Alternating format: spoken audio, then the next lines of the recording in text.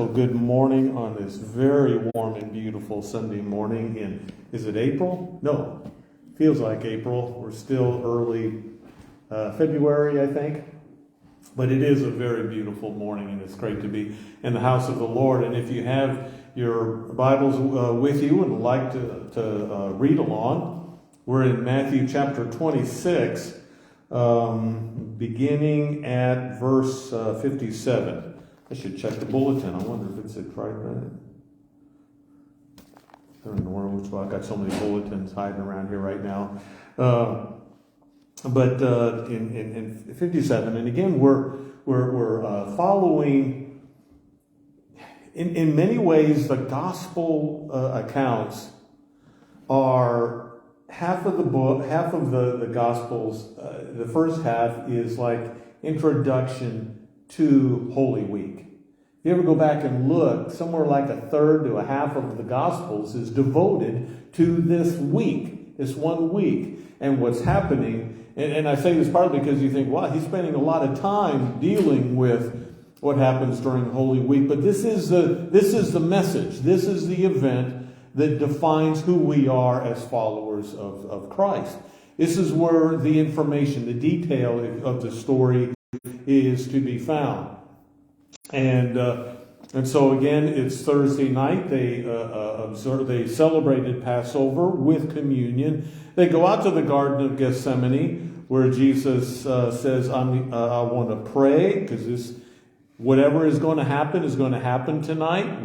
They thought so. They showed up with their swords and whatnot. They thought a revolution was going to start, right? And so Jesus prays, and he asks Peter, James, and John if you would what? What did he ask them to do? Stay awake. All I'm going to ask you to do is to stay awake. And I suggested to you, he was not talking about keeping your eyes open after having a big, heavy meal. What's he talking about? Spiritual. Being spiritually awake. Again, it's like one thing after another. If you just take it literally like I did when I was a child, I thought this is unfair. You can't expect them to stay awake. It's been a long day, and after all that food, and now they're hiking across the countryside and out in the middle. It's nighttime. He says, I need you to be spiritually awake. And of course, they are not. 3 times they fall asleep. So if you're like me and you regularly fall asleep spiritually, it's nice to know that Jesus is still encouraging me to wake up. Continue this journey with me. You followed me all the way up to this moment, and you still don't get it. You're spiritually asleep. And I'm grateful that they share this with us, and it ends up in the Gospels, as Jesus, at this critical moment, conveys to them that they do not. To me, when I was young, it was like the big surprise. The revolution doesn't start, and Jesus ends up, as we're going to see, and I'm thinking there's no surprise to Jesus. As they come and they arrest him, and he tells them, their enemies, if you will, those that are assigned under the people in power, show up to arrest Jesus, and they start a fight, cut off a guy's ear, and Jesus says, "What? You better put those swords away, or what's going to happen to you? You will die this night by the sword you pick up." I've tried so hard to get it across to you that that's not why I'm here. It's not how I'm doing this. And of course, away they run. And so Jesus says this is all fulfilling what God intended and communicated through the prophets of old. In verse 57, those who had arrested Jesus took him to Caiaphas, the high priest. Wouldn't you like to have your name in the Bible forever and ever? Well, wait a minute. Which story of my life is going to be included? By the grace of God, I get to meet Caiaphas. I don't know what happens to him spiritually, but how would you like to have your name in the Bible forever and ever as the one in charge of the arrest and interrogation of Jesus? In whose house the scribes and the elders had gathered. When you see the term scribes, you think of lawyers. These are lawyers. All of the lawyers that decide how this is going to go. The elders are the people. They're the cabinet, if you will. The bishops, the cabinet, the people that make decisions. But Peter was following him at a distance. Peter gets a lot of criticism, but I'm guessing he's the only one that had the nerve. He has invested his whole self into Jesus. Now, of course, it's totally opposite of what he thought it was going to happen. But he has still invested so much, he's got to go and see what's going to happen. Is he still going to do it? Is the revolution still going to start? Is he going to do one of those miracles that completely upends all these people? Do I want to be close when that happens? But he just can't. He's got to be there to see. And so I offer this to you. If you've ever just really messed things up, and maybe I'm just preaching to myself this morning, but when I mess up, and it's like, I don't even know why Jesus spends time on me anymore, but I've invested so much, I just want to stand at a distance and see what he's going to do. It might be that that's the grace of God that allows me to do that. Even from a distance, I got to play it safe. I'm afraid he'll notice me in the crowd for what Jesus might say or do. Peter was following him at a distance as far as the courtyard of the high priest. Going inside, he sat with the guards in order to see how this would end. Now the chief priests and the whole council were looking for false testimony against Jesus so that they might put him to death. What happens when you've made your decision before the process begins? This is what happens. They've decided before they ever arrested Jesus how this is going to end. Their only question is how to make this happen. The ends and the means. Do the ends justify the means? A classic ethical conundrum, if you will. What happens, of course, is that when we throw away all of our normally held convictions because of our established goal, we end up doing harm to ourselves. And in this case, our own relationship with God. They've already decided Jesus has to disappear. So they're looking for false testimony, but they found none, though many false witnesses came forward. I'd forgotten, I was going over this the other day, and I'd forgotten that a lot of people showed up. They were able to find a lot of people that would make stuff up, that would be false about who Jesus was, what he said, what he did. But they found many false witnesses came forward. At last, 2 came forward and said, "This fellow said, I am able to destroy the temple of God and to build it in 3 days." The high priest stood up and said, "Have you no answer? What is it that they testify against you?" But Jesus was what? What did he say? He said nothing. Now, nobody could explain that. This bothered me for years. I thought, why in the world, there you are, you're on center stage, the people that are in charge of everything have you standing in front of the whole world, give account of yourself, and he says nothing. Again, I didn't understand at the time how much Jesus is in control of the situation and everybody that is here. I didn't get that.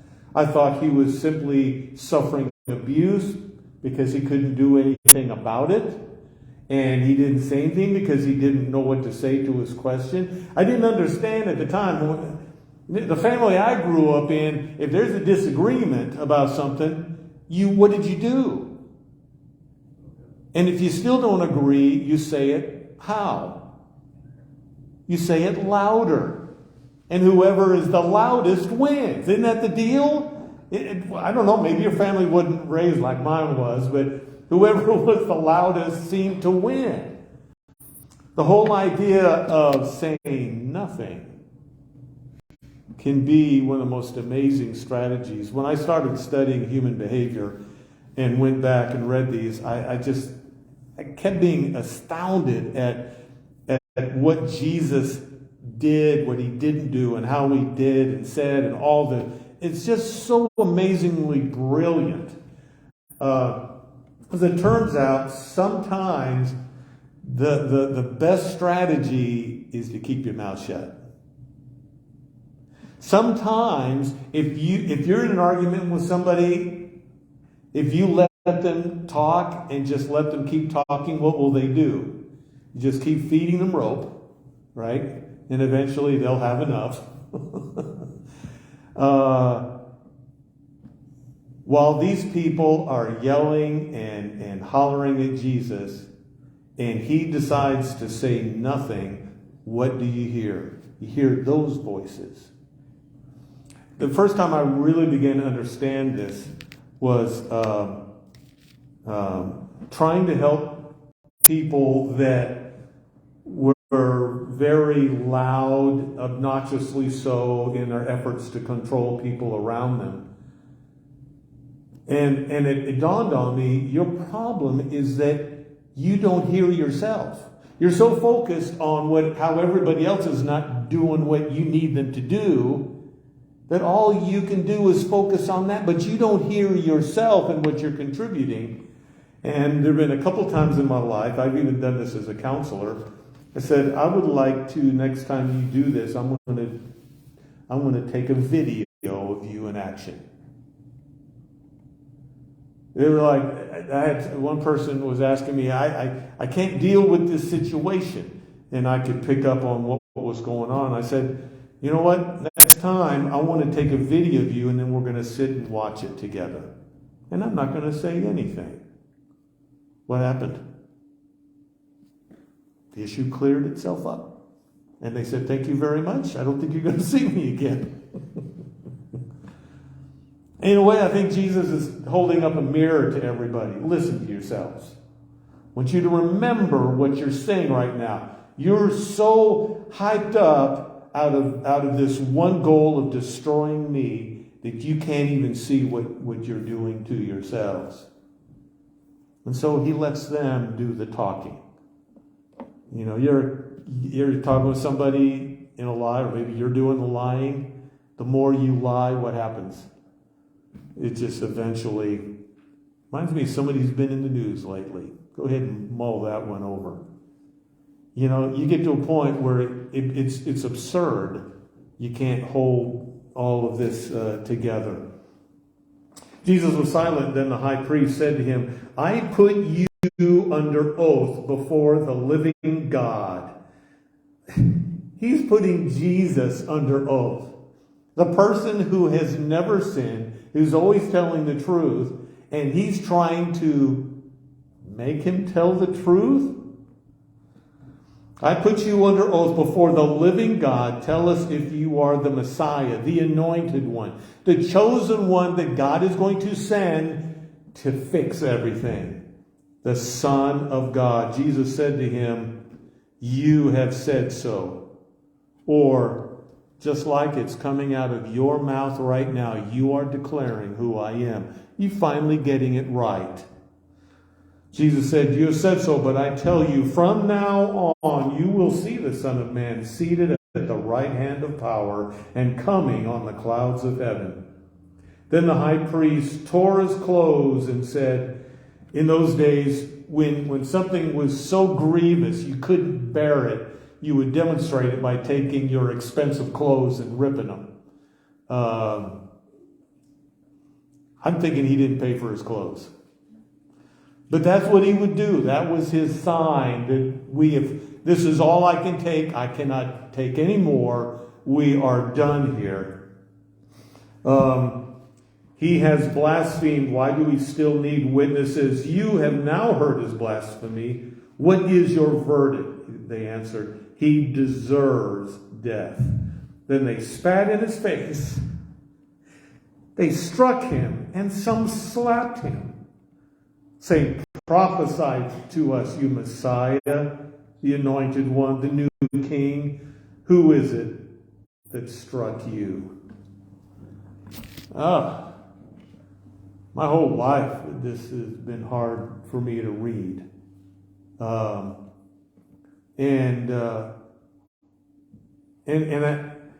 There's so much that I didn't understand, and there's so much I didn't understand about what Jesus was doing, what he was accomplishing in this. And I ask you the question, Jesus is in the process of, he's going to the cross, right? That's where this is all going. When does Jesus give his life? I know you saw, if you watched any news, you saw the other day this retired Marine working in Ukraine. Pete Reed? I almost remember his name. He's in his 30s, and he was there for one purpose, and that was to help people get out of harm's way. And they had a medic clinic where they were helping people that were wounded. And so they're in some of the most dangerous places over there in Ukraine. And of course, he lost his life. And my question is, when did he die?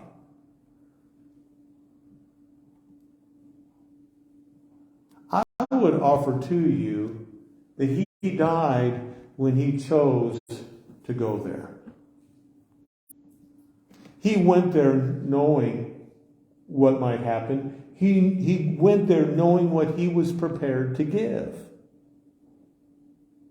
That was part of the gift that he was giving. That was him giving his life. Does that make sense what I'm saying? It's not that he went and, I'm betting that nothing bad's going to happen to me, so maybe I can help out a few people.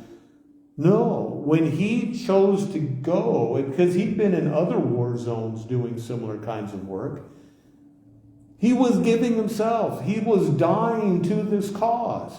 He was dying for these people. He was giving his life to save others.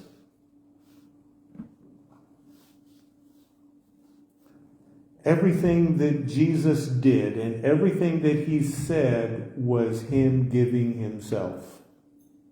He's not about to die on the cross and sacrifice. No, he's already given himself in everything that he says and everything that he does.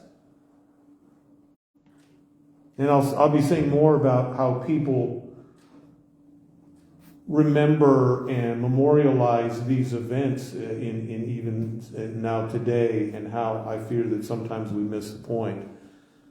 But this is Jesus. He has already died. Because he lives in a world where there is injustice, there's oppression, there is loss and suffering, and there is lack of hope everywhere, especially in the Holy Land at this time. And I say that because sometimes we kind of forget it, because I have times when I feel really good. I wake up, my body parts aren't hurting as much as they normally do.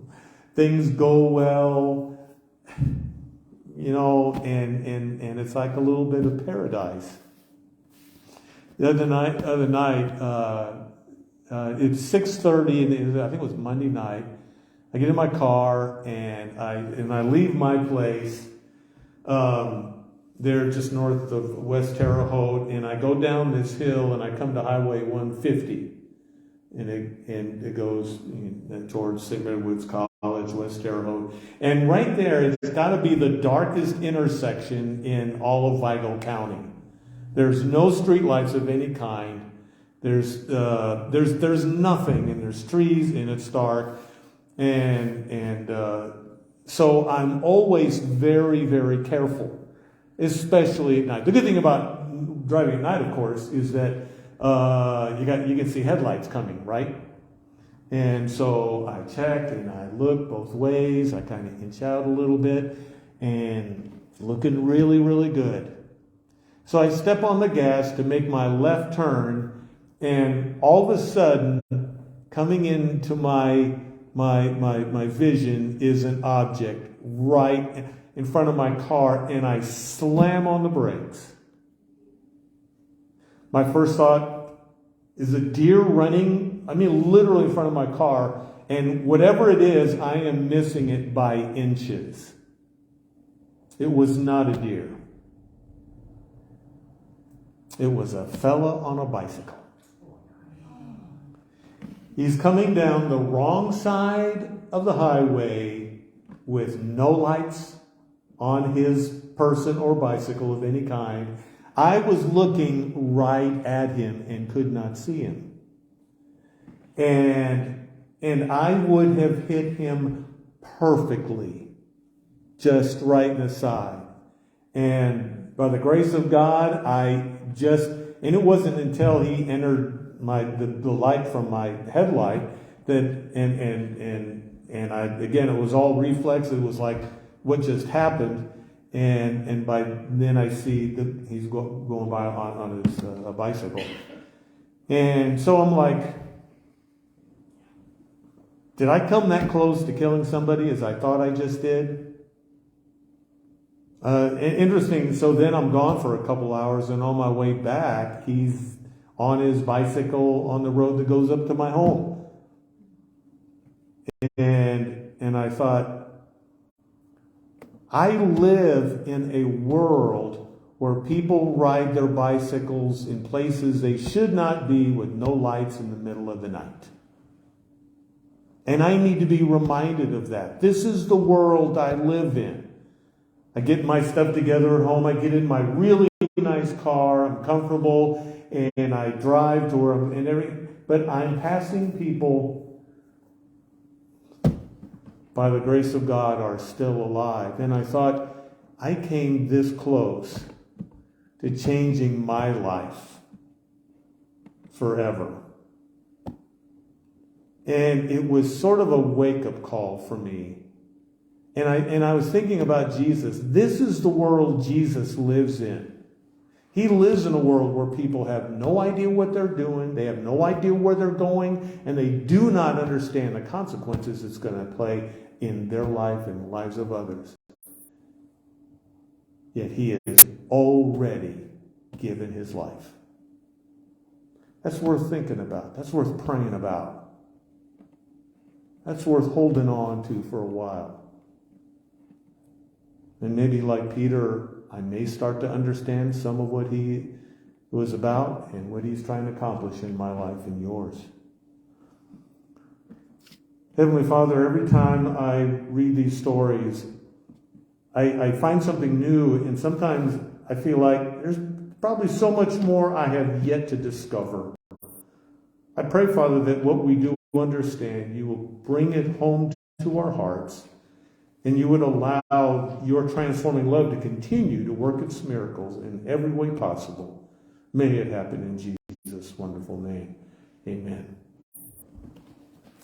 Let's close out our service by turning together to number what? 172. 172. And I'll say goodbye to everyone else. I pray that you have a most wonderful Lord's Day. Have a great week. I sure hope to see you soon. Bye.